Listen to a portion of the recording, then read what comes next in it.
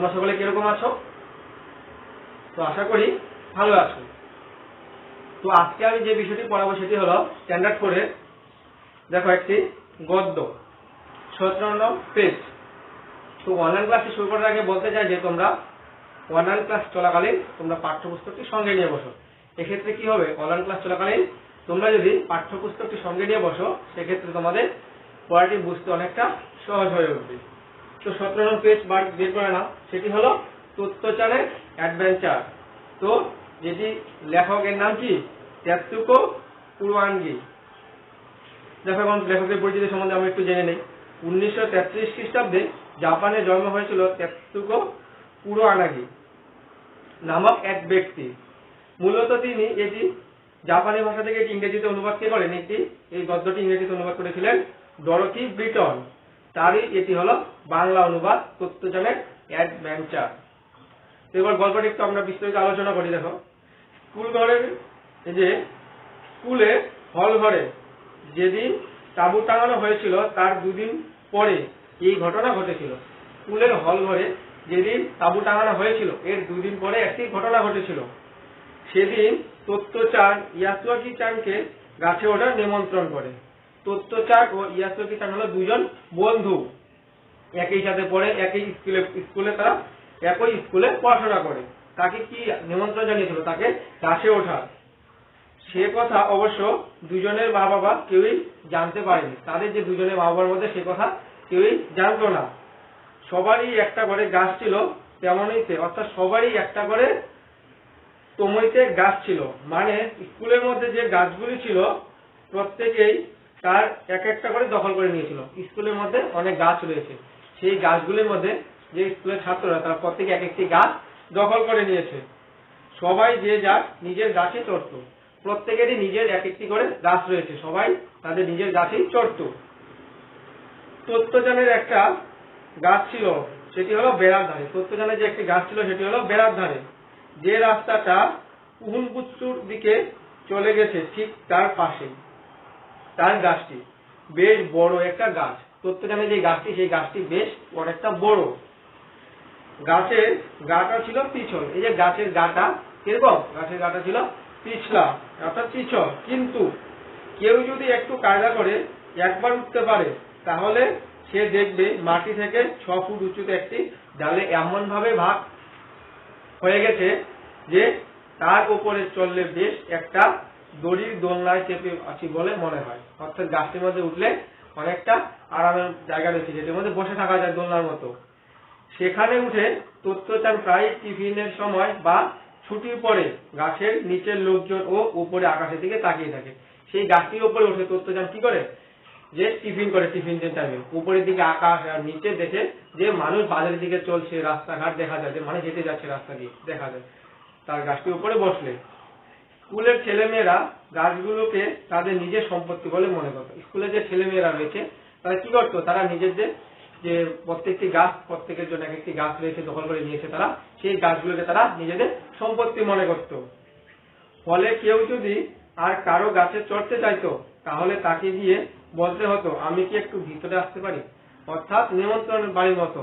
কেউ যদি কারো গাছে উঠতে চাইতো তার পারমিশন অর্থাৎ তার অনুমতি চেয়ে বলতো যে আমি কি যে একটু ভিতরে আসতে পারি।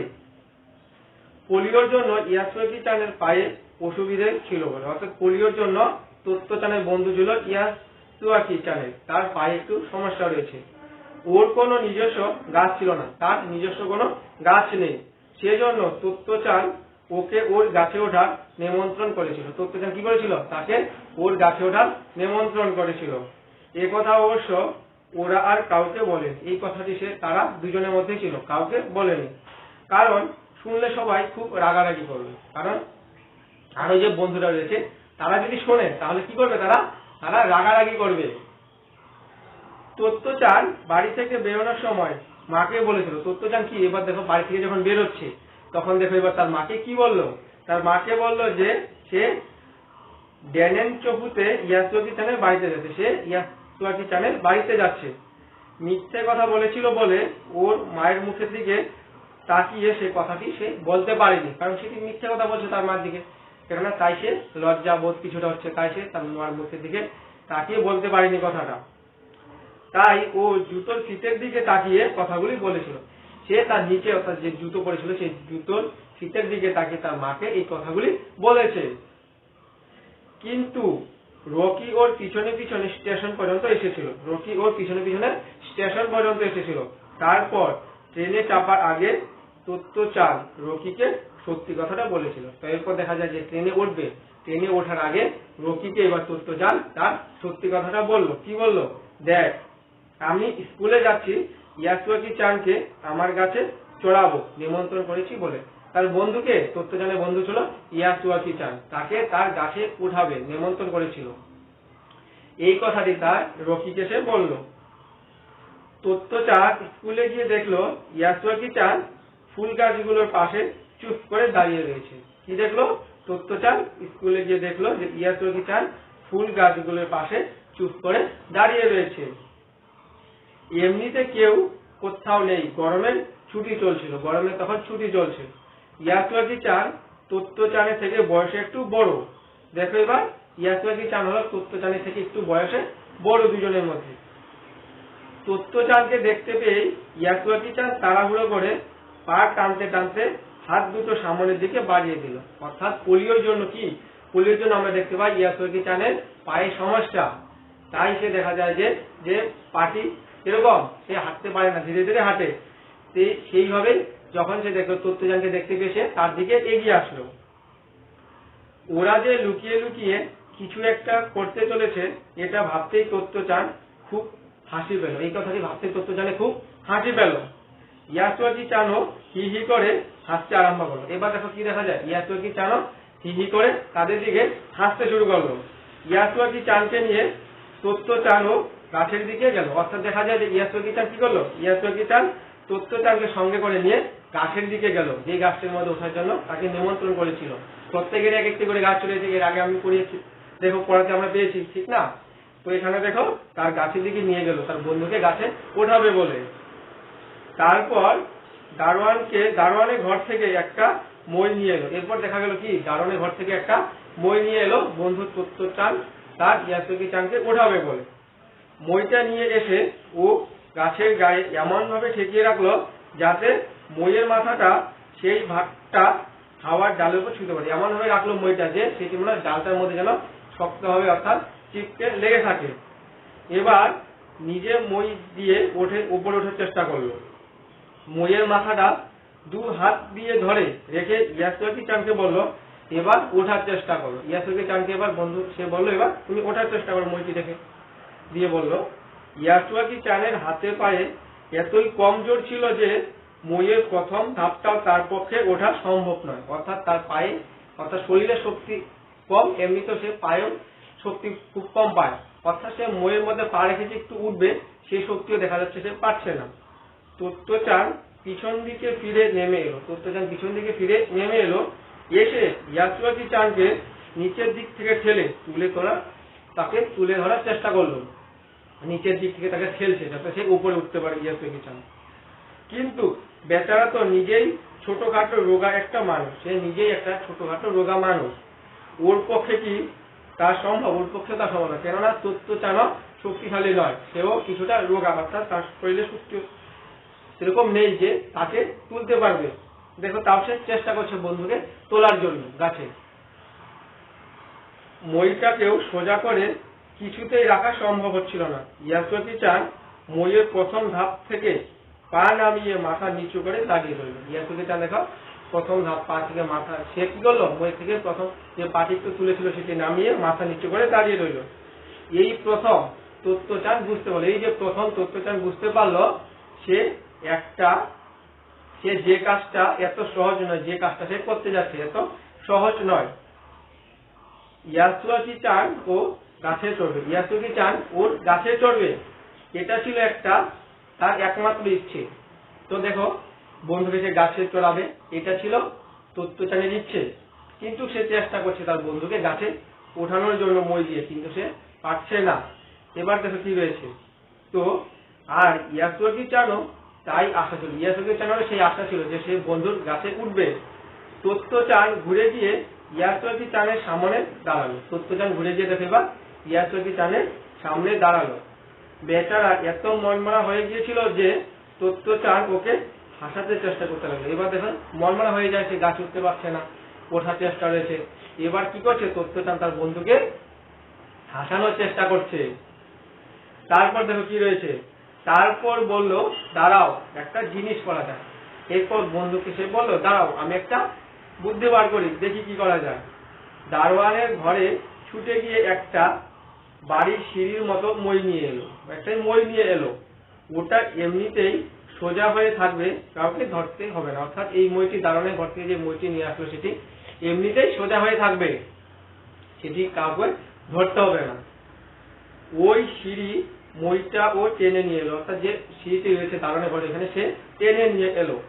নিজের গায়ের জোর দেখে সে নিজেই অবাক, অর্থাৎ তত্ত্বচান নিজের গায়ের জোরটি দেখে সে নিজেই এবার দেখো অবাক হয়ে যাচ্ছে। বন্ধুর জন্য সে কত চেষ্টা করছে, এবার দেখো যে সে তার বন্ধুকে গাছে ওঠাবে, তার জন্য সে আপ্রাণ ভাবে চেষ্টা চালিয়ে যাচ্ছে। মইটা সেই দুভাগ হওয়া ডালটাতে প্রায় ছুঁতে পারছিল, সেই ডালটার মধ্যে যেটা দুভাগ হয়েছে। বেশ বিজ্ঞ ভাব করে ইয়াসুয়াকি চানকে বলল এবার কোনো আর ভয় নেই। এবার সে বন্ধুকে বলল যে আর কোনো ভয় নেই, তুমি এবার উঠতে পারবে। ইয়াসুয়াকি চান ভয়ে ভয়ে তখন সিঁড়ি মইটার দিকে তাকালো। তত্ত্বচানের সারা শরীর তখন ঘামে ভিজে গিয়েছিল, গরমের মধ্যে দেখো বন্ধুর জন্য চেষ্টা করছে, এর ফলে দেখা যায় তার শরীরটি ভিজে গিয়েছে ঘামে। ইয়াসুয়াকি চান নিজেও খুব ঘেমে গিয়েছিল। ইয়াসুয়াকি চান দেখা যায় যে সে নিজেও ঘেমে গিয়েছিল গরমে। ও গাছটার দিকে তাকালো, ও এবার দেখো যে গাছটার দিকে তাকালো। তারপর মন খুব শক্ত করে ইয়াসুয়াকি চান সিঁড়ির প্রথম ধাপে পা রাখলো, খুব মন শক্ত করে নিল ইয়াসুয়াকি চান, দেখো শক্ত করে সেই সিঁড়ির প্রথম পা রাখলো সিঁড়িতে। দেখো এরপর সিঁড়ির মাথায় পৌঁছানোতে যে কতক্ষণ সময় লেগেছে তা ওরা দুজনের মধ্যে কেউই অবশ্য বলতে পারবে না, অনেক সময় লেগেছে উঠতে। গনগনে সূর্যটা ওদের মাথার উপরে যেন জ্বলছিল, মাথার উপরে প্রায় দুপুর বেলা। কিন্তু ওদের সেদিকে কোনো লক্ষ্য ছিল না, তাদের সেদিকে কোনো লক্ষ্য নেই, যেহেতু গরমে আমরা এত পরিশ্রম করছি গাছে ওঠা। দুজনের মাথাতে তখন একটাই চিন্তা চলছে যে কি করে গাছে ওঠা যায়। তত্ত্বচান নিচ থেকে ওর একটা করে পা উপরের দিকে ধাপ দিয়ে অর্থাৎ তুলে দেওয়ার চেষ্টা করছে, এক সিঁড়ি করে সে নিচের দিকে ঠেলছে তাকে উপরে তুলে দেওয়ার জন্য। আর নিজের মাথা দিয়ে ইয়াসুয়াকি চানের পিছনটা ঠেলে দিচ্ছে যাতে সে উপরে উঠতে পারে। এক সময় অনেক কষ্টে ইয়াসুয়াকি চান মইয়ের মাথায় পৌঁছালো। এবার দেখা যায় ইয়াসুয়াকি চান অনেক কষ্টে মইয়ের মাথাটির মধ্যে পৌঁছালো। হুররে, এবার সেটা আনন্দিত হয়ে উঠলো দেখো এবার না উঠতে পেয়ে। কিন্তু তারপর বাকিটা যেন অসম্ভব মনে হলো। তারপর যখন বাকিটা প্রায় পৌঁছে গেছে, এবার দেখো প্রায় অসম্ভব। তত্ত্বচান লাফিয়ে দুভাগ হওয়ার ডালে চড়ে বসলো। তত্ত্বচান তো উঠতে পারে, সে বসলো, কিন্তু ইয়াসুয়াকি চানকে মই থেকে ডালে নিয়ে আসলে কি হবে, অর্থাৎ সে মই থেকে ডালে নিয়ে আসতে পারছে না। দেখো সিঁড়ি মইটাকে আঁকড়ে ধরে ইয়াসুয়াকি চান তত্ত্বচানের দিকে তাকিয়ে রইল। ইয়াসুয়াকি চান। তত্ত্বচানের খুব কান্না পাচ্ছিল, বন্ধুকে সে তুলতে পারছে না দেখে। ও যে ভেবেছিল ইয়াসুয়াকি চানকে ওর ডালে নিয়ে এসে সে কত কিছু দেখাবে, তার ইচ্ছা ছিল বন্ধুকে সে গাছের ডালে বসাবে, সেই গাছের ডালে বসে বন্ধুকে সে দেখাবে উপরে আকাশ, নিচে মানুষজন হেঁটে যাচ্ছে, সুন্দর প্রকৃতি সে দৃশ্য গাছে দেখা যায় যে সেটি বন্ধুকে দেখাতে চাইছিল তার ইচ্ছা। কিন্তু কাঁদলেও না, কাঁদলে যদি ইয়াসুয়াকি চানের মনে খুব দুঃখ পায়। তত্ত্বচান হাত বাড়িয়ে ইয়াসুয়াকি চানের হাতটা ধরলো। এবার দেখো তত্ত্বচান কি করলো, ইয়াসুয়াকি চানের হাতটা ধরলো। পোলিওতে ওর আঙুলগুলিও সব দল পাকিয়ে গেছে, পোলিওতে তার যে আঙুলগুলি রয়েছে সেই আঙুলগুলি দল পাকিয়ে গেছে খুব।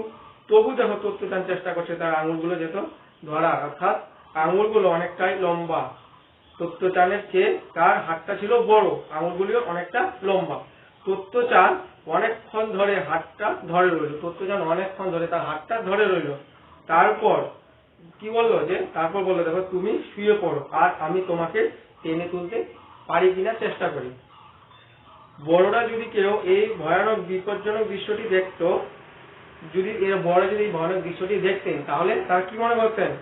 হাত হওয়া ডালে তত্ত্বচান দাঁড়িয়ে মইয়ের মাথায় পেটের ওপর ভর দিয়ে শোয়ার ও ইয়াসুয়াকি চানকে প্রাণপণে সে টানছে তত্ত্বচান, ডালের উপর শুয়ে তাকে টানছে যে তাকে কিভাবে উপরে তোলা যায়।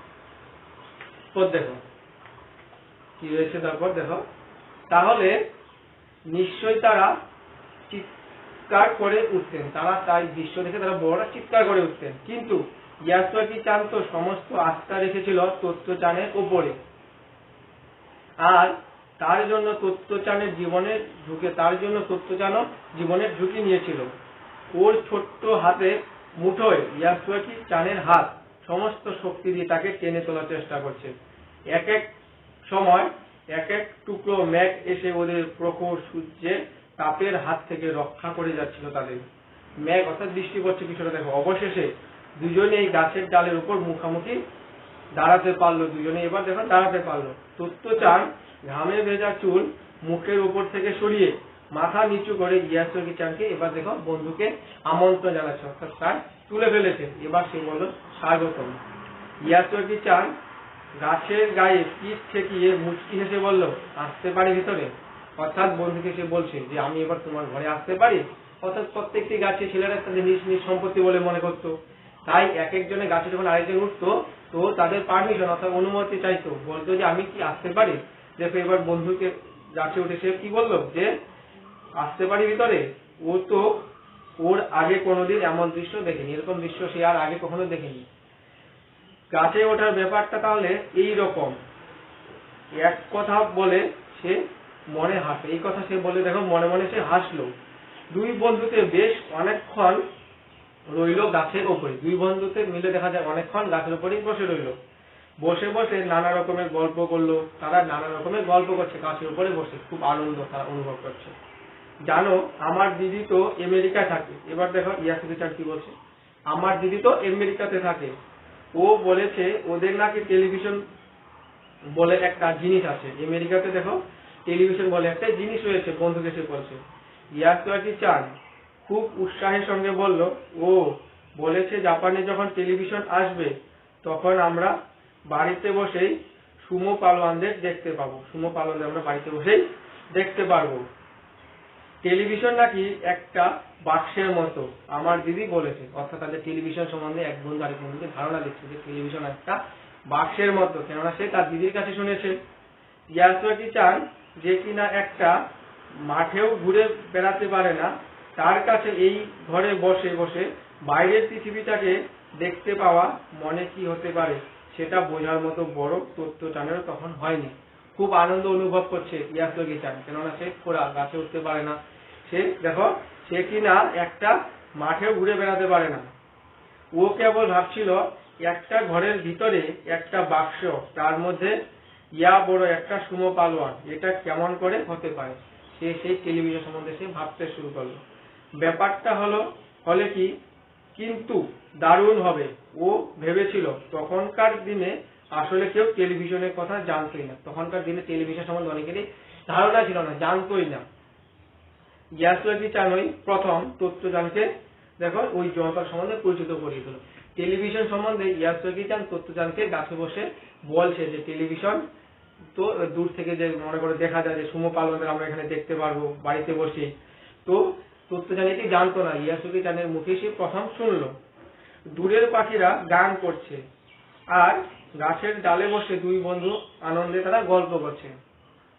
এই প্রথম ইয়াসুয়াকি চানের গাছে চড়া, অর্থাৎ গাছে চড়া তার বন্ধুর এখানে আনন্দ অনুভবের কথা এখানে তুলে ধরেছে, এবং এক বন্ধু আরেক বন্ধুকে গাছে তুলতে পেরে এখানে কত যে আনন্দ অনুভব করছে তাই গল্পের মধ্যে দেখো তুলে ধরা রয়েছে।